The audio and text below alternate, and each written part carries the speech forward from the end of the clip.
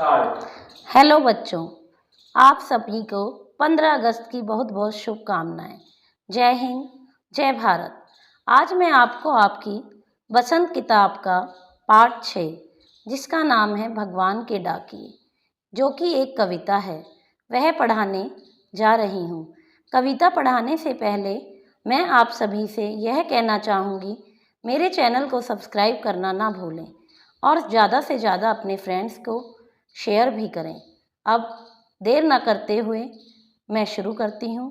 कवि श्री रामधारी सिंह दिनकर जी भगवान के डाकिए कविता में मानवतावादी भावना को व्यक्त करते हैं।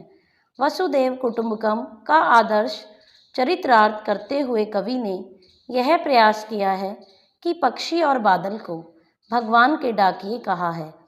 जैसे पक्षी राज्य, देश, महाद्वीप की सीमा को न मानते हुए चारों तरफ आते जाते हैं, बादल अन्य देशों में जाकर बरसते हैं। वे देश विदेश की सीमा के बंधन में नहीं रहते। पक्षी पेड़ पौधों पर बैठते हैं। पक्षी अपने पंखों को फड़फड़ाकर एक देश की सुगंध को दूसरे देश तक ले जाते हैं। इसी प्रकार बादल से बरसने वाला पानी भाप बनकर दूसरे देशों में भी जाकर बरस जाता है। इसी से हम पक्षी और बादल को भगवान का संदेश वाहक डाकिए कह सकते हैं। अब कविता की व्याख्या स्टार्ट करती हूँ। पक्षी और बादल ये भगवान के डाकिए हैं जो एक महादेश से दूसरे महादेश को जाते हैं। हम तो समझ नहीं पाते हैं, मगर उनकी लाई चिट्ठियाँ पेड़ पौधे, पानी और पहाड़ बाँचते हैं। अब पैराग्राफ में आए हुए शब्दों के अर्थ। डाकिए का अर्थ होता है पत्रवाहक। महादेश का अर्थ होता है बड़ा देश या महाद्वीप। बाँचते का अर्थ होता है पढ़ते हैं। व्याख्या बताने से पहले मैं आपको बताती हूँ कि पंक्तियों का प्रसंग लिखना बहुत ज़रूरी होता है, जो कि अब हम देखते हैं प्रसंग। प्रस्तुत पंक्तियाँ हमारी हिंदी की पाठ्य पुस्तक वसंत भाग 3 में संकलित भगवान के डाकिए नामक कविता से ली गई हैं। इसके कवि राष्ट्र कवि स्वर्गीय रामधारी सिंह दिनकर जी हैं। कवि ने इसमें पक्षी और बादल को डाकिए पत्रवाहक के रूप में व्यक्त किया है। अब व्याख्या। पक्षी और बादल ये भगवान के डाकिए हैं। कवि कहते हैं कि पक्षी और बादल को भगवान ने बनाया है। वे डाकिए का काम करते हैं, जो एक महादेश से दूसरे महादेश को जाते हैं। पक्षी अपना संदेश एक देश से दूसरे देश तक जाकर सुनाता है। हम तो समझ नहीं पाते हैं, मगर उनकी लाई चिट्ठियाँ पेड़ पौधे, पानी और पहाड़ बाँचते हैं। बादल पानी बरसाकर अपना संदेश एक देश से दूसरे देश तक पहुँचाते हैं। हम मानव अज्ञानतावश समझ नहीं पाते हैं, किंतु उनकी लाई चिट्ठियाँ पेड़ पौधों, पानी और पहाड़ पढ़ते हैं, अर्थात ये सभी पक्षी और बादल की भावना को समझते हैं। अब इन पंक्तियों में क्या विशेषता है? इस काव्य की भाषा सरल एवं बोधगम्य है। इसमें प्रतीकात्मक प्रयोग किया गया है। इसमें रूपक अलंकार पक्षी और बादल शब्दों में और भगवान के डाकिए में रूपक अलंकार का प्रयोग हुआ है। पेड़ पौधे, पानी में अनुप्रास अलंकार का प्रयोग हुआ है। अब आगे। हम तो केवल यह आंकते हैं कि एक देश की धरती दूसरे देश को सुगंध भेजती है और वह सौरभ हवा में तैरते हुए पक्षियों की पाँखों पर तिरता है और एक देश का भाप दूसरे देश में पानी बनकर गिरता है।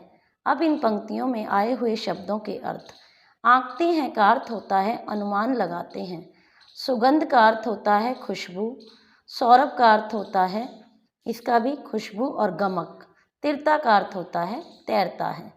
अब बच्चों, इन पंक्तियों का जो प्रसंग है वो सभी में एक ही रहेगा और इसमें कवि ने पक्षी और बादल को डाकिए के रूप में व्यक्त किया है। अब व्याख्या। हम तो केवल यह आंकते हैं कि एक देश की धरती दूसरे देश को सुगंध भेजती है।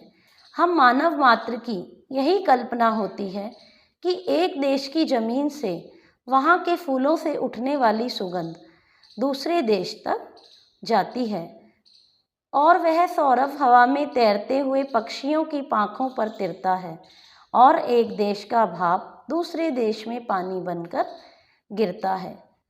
धरती की सीमा सुगंध को नहीं रोक पाती।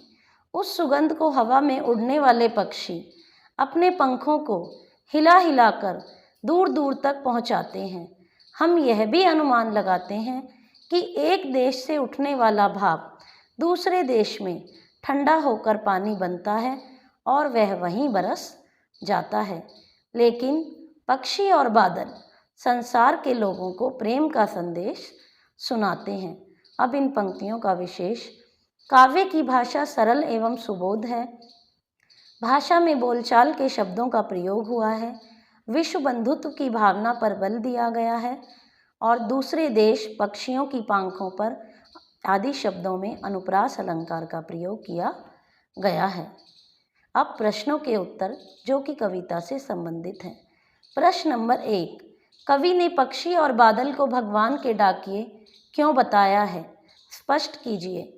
उत्तर, कवि श्री रामधारी सिंह दिनकर जी ने पक्षी और बादल को भगवान के डाकिए कहा है क्योंकि जिस प्रकार डाकिया घर घर घूमकर लोगों को संदेश देते हैं, उसी प्रकार पक्षी और बादल भी बिना भेदभाव के एक देश की सुगंध रूपी संदेश को पानी रूपी संदेश के रूप में दूसरे देशों तक पहुंचाते हैं तथा सभी के बीच मित्रता का संबंध स्थापित करते हैं। इस मानवतावादी विचारधारा के कवि ने पक्षी और बादल को भगवान के डाकिए कहा है। प्रश्न नंबर 2, पक्षी और बादल द्वारा लाई गई चिट्ठियों को कौन कौन पढ़ पाते हैं? सोचकर लिखिए। उत्तर, पक्षी और बादल द्वारा लाई गई चिट्ठियों को पढ़ने वाले हैं पेड़, पौधे, पानी और पहाड़। अब प्रश्न नंबर 3, किन पंक्तियों का भाव है? नंबर 1, पक्षी और बादल प्रेम, सद्भाव और एकता का संदेश एक देश से दूसरे देशों को भेजते हैं।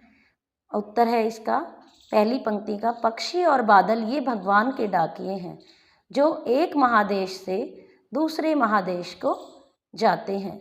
दूसरी पंक्ति, प्रकृति देश देश में भेदभाव नहीं करती। एक देश से उठा बादल दूसरे देश में बरस जाता है। दूसरी पंक्ति का भाव, एक देश का भाप दूसरे देश में पानी बनकर गिरता है। अब प्रश्न नंबर 4, पक्षी और बादल की चिट्ठियों में पेड़, पौधे, पानी और पहाड़ क्या पढ़ पाते हैं? उत्तर, पक्षी और बादल की चिट्ठियों में पेड़, पौधे, पानी और पहाड़ आपसी प्रेम, सद्भाव और एकता का अमर संदेश पढ़ पाते हैं। विश्व मानव समुदाय को इससे प्रेरणा लेनी चाहिए। प्रश्न नंबर 5, एक देश की धरती दूसरे देश को सुगंध भेजती है, कथन का भाव स्पष्ट कीजिए। उत्तर, इसका भाव यह है कि प्रकृति में कहीं भी किसी प्रकार का भेदभाव नहीं हो सकता। प्रकृति उदार है। वह पहाड़, नदी देशों की राजनीतिक सीमाओं में बंधकर नहीं रहती।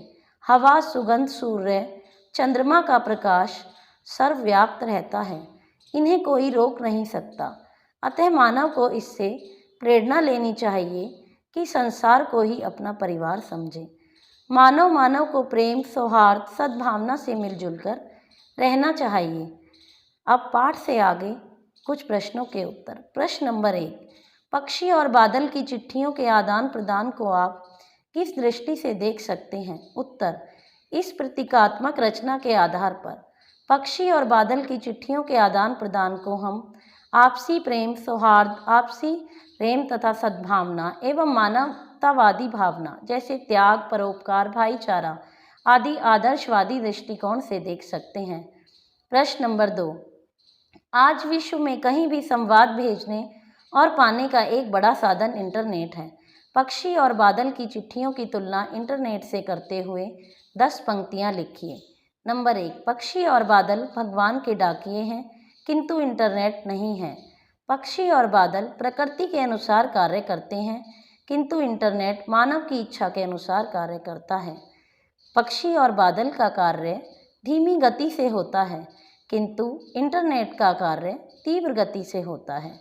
पक्षी और बादल की गतिविधियों को समझने के लिए हृदय तत्व की आवश्यकता होती है किंतु इंटरनेट को समझने के लिए बुद्धि तत्व की प्रधानता है।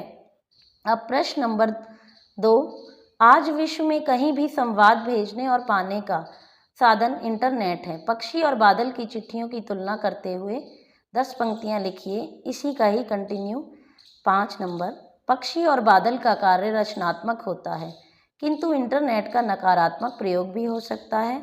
पक्षी और बादल अपराधी की भूमिका नहीं निभा सकते किंतु इंटरनेट चलाने वाले अपराधी की तरह कार्य कर सकते हैं। पक्षी और बादल की भूमिका पर्यावरण को स्वच्छ एवं स्वस्थ बनाए रखने की होती है किंतु इंटरनेट पर्यावरण को स्वच्छता प्रदान नहीं करता। पक्षी और बादल स्वेच्छाचारी है किंतु इंटरनेट विद्युत शक्ति पर निर्भर है। पक्षी और बादल के किसी कार्य को जितना व्यापक रूप में देखा जाता है, इंटरनेट के कार्य को उतना व्यापक नहीं देखा जा सकता। पक्षी और बादल की भूमिका प्रकृति प्रेमी को प्रभावित करती है किंतु इंटरनेट विज्ञान प्रेमी को प्रभावित करता है। अब कुछ अन्य प्रश्न। प्रश्न नंबर 1, हमारे जीवन में डाकिये की भूमिका पर 10 वाक्य लिखिए। उत्तर, डाकिया समाज सेवा का कार्य करता है। वह हमारे मित्रों रिश्तेदारों का समाचार हमें देता है। वह देश विदेश की सूचनाएं हमारे पास पहुंचाता है। डाकिया मनी आर्डर आदि हमारे पास पहुंचाता है। तार द्वारा बधाई पत्र, शोक समाचार वह हमें प्रदान करता है। डाकिया पार्सल लाकर हमें देता है। डाकिया डाक बचत योजना को सफल बनाकर हमें लाभ पहुंचाता है। डाकिया जनपद, प्रांत या राष्ट्र की सीमाओं को तोड़कर मानव में एकता स्थापित करने का संदेश भी देता है। डाकिया समयनिष्ठ होता है। वह नियमित रूप से एक निश्चित समय पर पत्र, मनी ऑर्डर या पार्सल लेकर आता है। डाकिये के कार्य में कर्तव्य परायणता होती है क्योंकि वह कर्तव्य भावना से ही कार्य करता है। अब बच्चों, मैं इस वीडियो को समाप्त करती हूँ। धन्यवाद।